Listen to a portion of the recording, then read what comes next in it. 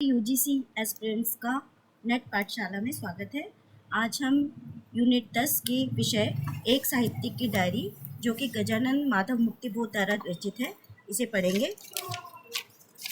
इस डायरी का अनुक्रम जो है, पहला इसमें तीसरा क्षण, दूसरा एक लंबी कविता का अंत, डबरे पे सूरज का बिंब, चौथा हाशिए पर कुछ नोट्स, 5 सड़क को लेकर एक बातचीत, 6 एक मित्र की पत्नी का प्रश्न चिन्ह, 7 नए की जन्म कुंडली 1, 8 नए की जन्म कुंडली 2, 9 वीरकर, 10 विशिष्ट और अद्वितीय, 11 कटुयान और काव्य सत्य, 12 कलाकार की व्यक्तिगत ईमानदारी 1 और 13वां कलाकार की व्यक्तिगत ईमानदारी 2।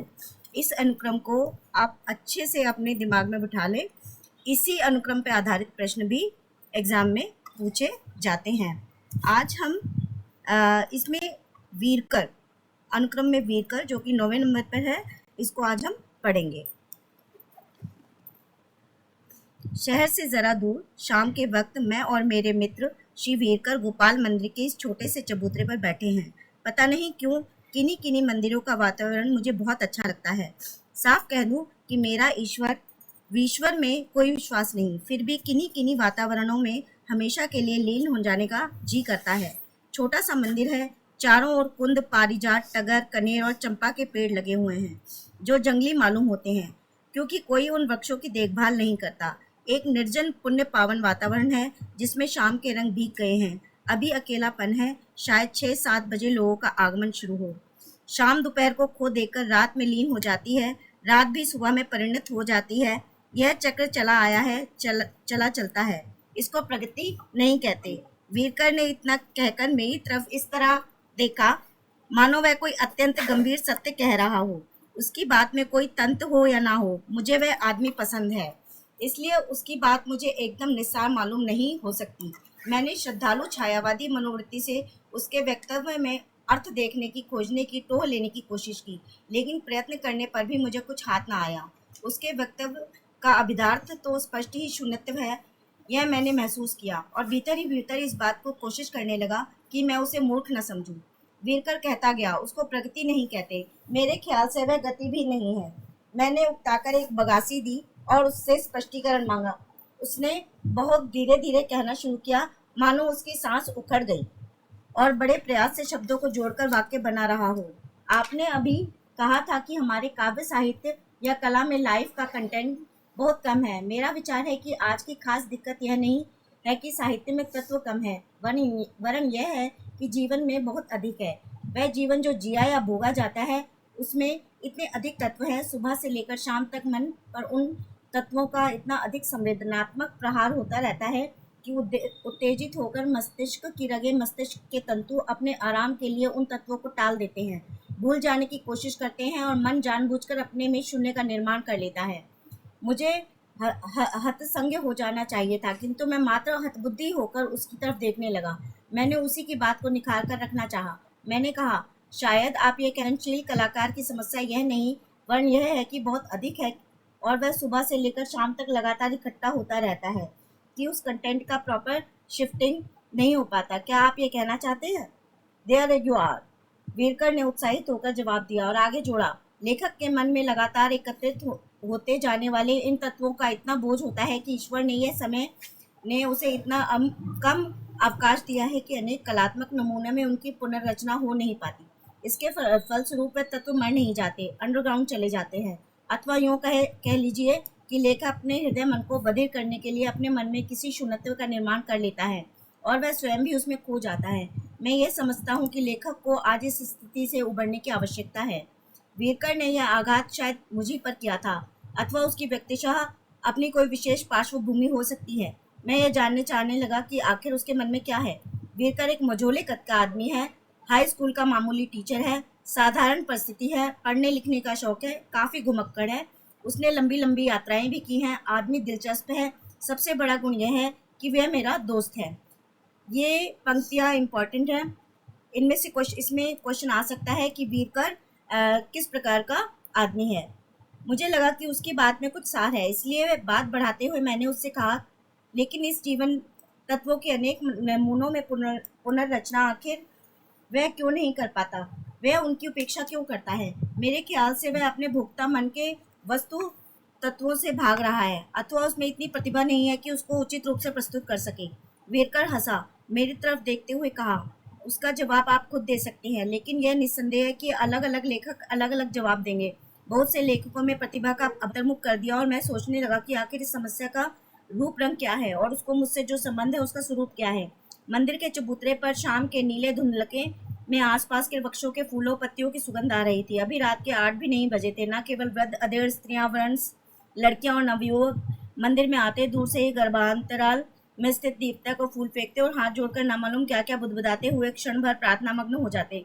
शहर की गड़बड़ से दूर यह मंदिर रात के 9:30 बजे तक इसी तरह व्यस्त रहता। साधारणतः मंदिर जाने वाली नवयुवतियों और नवयुवकों की इस प्रार्थनोन्मुख भावना पर मैं हंसा कर, लेकिन पता नहीं क्यों आज मैंने व्यंग नहीं कसा। मैं चुप रहा। इन युवक युवतियों को देख न जाने क्यों मैंने भरे हुए गले से वीरकर से सिर्फ इतना कहा कि परिस्थिति से सामंजस्य के लिए यह आजीवन संघर्ष है। उसमें कितनी मनोवैज्ञानिक शक्ति खर्च हो जाती है। 25 साल तक के यौवन में जब व्यक्ति की मानसिक शक्ति निर्माणशील प्रयत्नों में लगनी चाहिए, वह कैसे बेहुदा युद्ध में व्यय हो जाती है।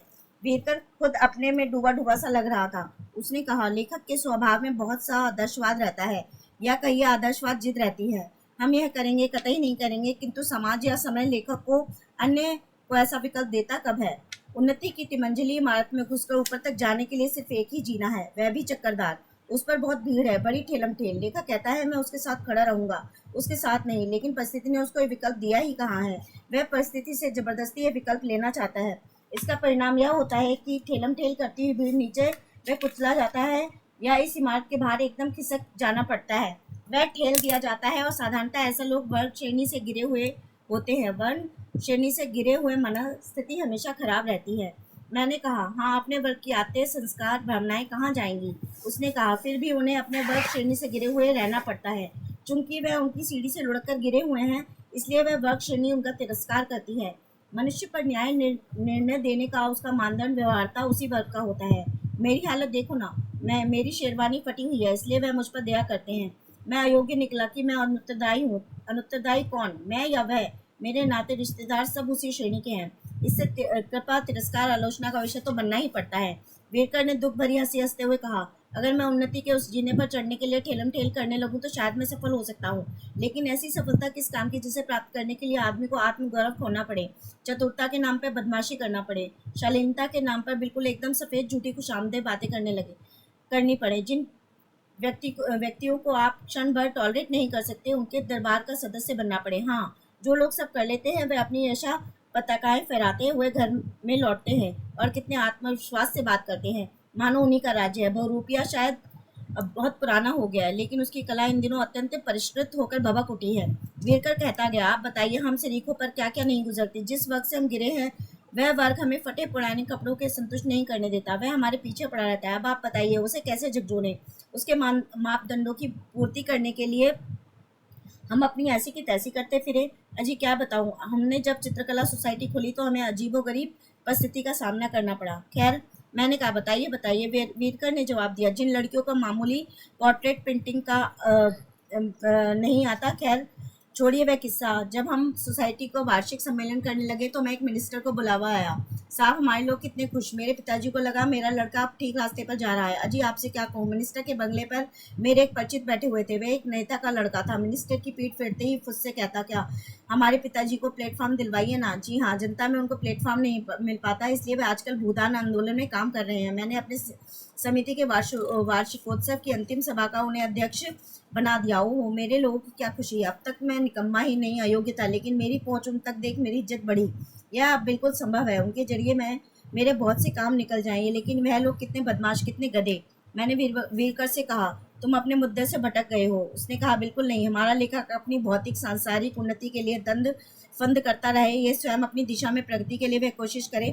अगर उसने अपनी पहली बात छोड़कर दूसरी बात की तो उसके पीछे कुत्ते लग जाते हैं, भूख के, दयनीयता के, अपमान के, अभाव के, रोग के, यहाँ तक कि मृत्यु के। यदि दूसरी बात छोड़कर पहली बात की तो उसको मूल पुनः पिंडी ही नष्ट हो गया समझिए। यदि उसने दोनों बातें एक साथ करनी चाहिए तो वह इन दो घोड़ों पर एक साथ सवारी नहीं कर सकता। उसकी स्थिति न केवल उपहासास्पद हो जाएगी, वरना वह अपने दर्जे का बदमाश भी बन जाएगा। ऐसे कई उदाहरण मैं अभी आपको दे सकता हूँ। कहो तो नाम लूँ? बोलो। लूँ? मैंने वीरकर से कहा। मेरा तो सिर दुख रहा है, तड़ाक से जवाब दिया। तथ्यों से क्यों जी चढ़ाते हो? उस वर्ग के आलोचक तुम जैसों को कहते हो तुम ऑब्सक्योर हो। जो लिखते हो उसको ठीक ठाक अर्थ समझ नहीं आता है। हाँ, या फला फला हो। असल में तुम्हारी दुनिया ही अलग है, तुम्हारे डिजिट्स ही अलग है, तुम्हारे वातावरण ही अलग है, तुम्हारी प्रेरणा ही भिन्न है।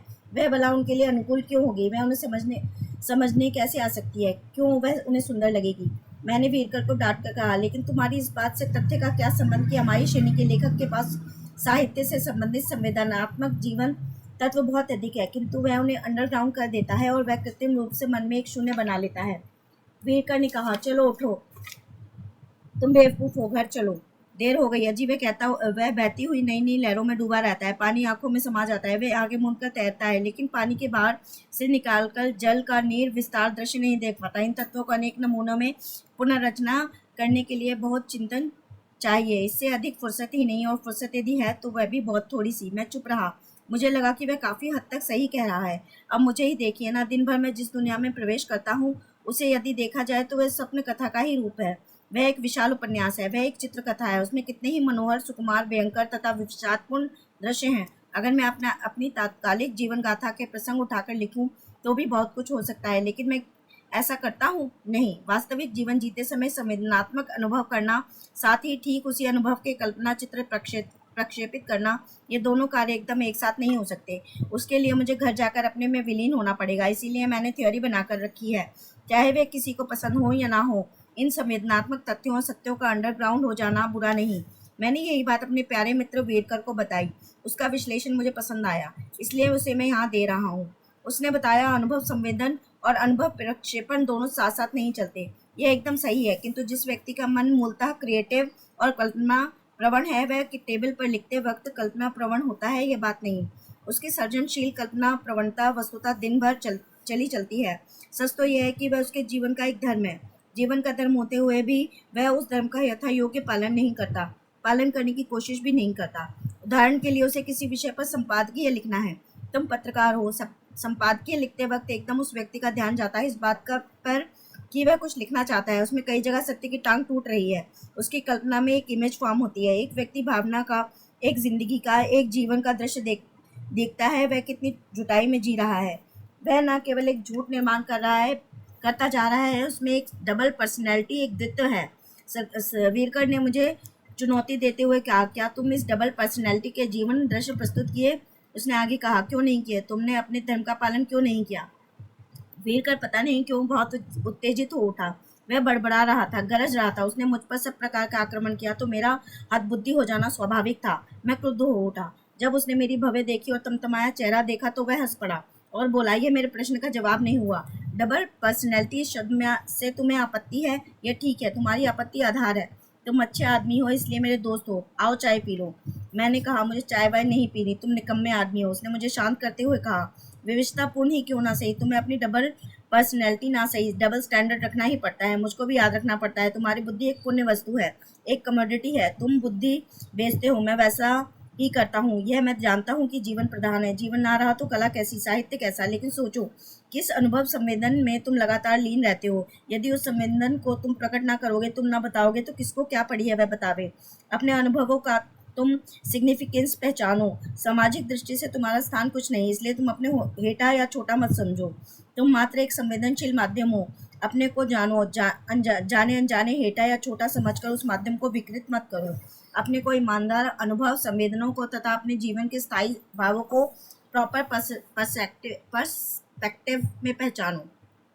वीरकर की आवाज़ इतनी घनी घनी हो रही थी कि मुझे लगा कि वह किसी भावना में बह रहा है। मुझे एकदम ना जाने क्या उत्तेजना हुई। मैंने स्नेहपूर्वक उसके कंधे को जोर से हिला दिया। उसने अंत में इतना कहा कि अनुभव संवेदनों को संजोकर रखना, इससे संबंधित जीवन प्रसंग और मानव हृदय समेट कर रखना, उन्हें नोटबुक में टांग लेना क्या जरूरी नहीं? स्वयं को आंतरिक रूप से संपन्न करने का ये तरीका है। क्या ऐसी बात नहीं? वीरकर की जिन श्रद्धा में प्रताड़ना युक्त आंखों ने मेरी तरफ देखा तो वह वीरकर की नहीं थी। मेरी गली में चलता फिरता साधारण वीरकर अपेक्षणीय व्यक्ति है, यह कोई और है। इसमें मानव विकास दृश्य देखने का अभूतपूर्व सामर्थ्य है। यह एक महापुरुष है जो विश्व स्वप्न देखता है। मैं अपने में खो गया। हम धीरे धीरे अलग अलग चलने लगे। मैं मन में दोहराने लगा, सचमुच साहित्य से संबंधित जीवन तत्व बहुत अधिक है। लगातार होने वाले विचित्र अनुभव संवेदनाओं के एकदम साथ न सही तो भी कदम ब कदम किसी न किसी तरह कोई ना कोई, चाहे भिन्न ही सही, अनुभव प्रक्षेपण भी चलता रहता है। अपने स्वयं के भीतर के कल्पना पटल पर इस तथ्य से कैसे इंकार किया जाए। यद्यपि इतने स्पष्ट रूप से वीरकर ने यह बात प्रस्तुत नहीं की थी। अपने कल्पना पटल पर इन अनुभव प्रक्षेपणों के सही सही कलात्मक चित्र प्रस्तुत करने के लिए न केवल मार्मिक मनन और उनके संकलन संचयन की आवश्यकता है, वरन उसके बहुत बहुत पहले विशुद्ध दृष्टि से आवश्यकता है। इस दृष्टि के अभाव में अपने ही अनुभवों के ठीक ठाक महत्व हम आंक नहीं पाते, इसलिए केवल विशिष्ट अनुभवों और अनुभवावासों को ही तरजीह देकर अन्य महत्वपूर्ण अनुभवों का गला घोट देते हैं। क्या ये सच नहीं है? मेरे ख्याल से ये एक तथ्य है। इस रुख का नतीजा यह होता है कि बहुत बार हमारा साहित्यिक विकास प्रकटीकरण के लिए प्रवृत्तिवश चुन लेते हैं, उनकी हमें बाद में आदत पड़ जाती है। उनके चित्रण अंकन का अभ्यास हो जाने के कारण हम केवल उन्हें ही प्रकट कर पाते हैं। शेष अनुभव अपनी गहराई, तीव्रता और प्रभावशालित्व के बावजूद हम मन के अंधेरे में पड़े रहते हैं, भले ही कभी कभी उनकी गूंज हमारे द्वारा निर्मित साहित्य में चली आए। इसका कुल मिलाकर परिणाम ये होता है कि हम कह नहीं सकते कि हमारे द्वारा निर्मित साहित्य समाज तो जाने ही दीजिए हमारे व्यक्तित्व का भी सच्चा प्रतिनिधित्व करता है या नहीं। यदि केवल साहित्य से कोई हमारे व्यक्तित्व का अनुमान कर बैठे तो ये धोखा हो जाएगा। हमने संस्कारवश या प्रकृतिवश एक खास ढंग का कंडीशन साहित्यिक रिफ्लेक्स, साहित्यिक भाव तथा उसकी अभिव्यक्ति की आंतरिक उत्तेजना बना रखी है। यह कहाँ तक उचित है? मैं स्वयं अंशतः इसका गुनहगार हूँ, लेकिन मुझे अपने विश्वास अथवा विश्वाभास इसलिए है कि वीरकर जैसे मेरे सहचर हैं, जो मुझसे हर उचित बात छाती पर चढ़कर करवा लेते हैं। हाँ, यह बात अवश्य है कि जो बात होगी वह यदि होनी है तो वह अपने ढंग से ही होगी। वीरकर का ये पार्ट यहीं तक था। अगला इसका पार्ट है विशिष्ट और अद्वितीय। ये अगले वीडियो में हम करेंगे। Please subscribe.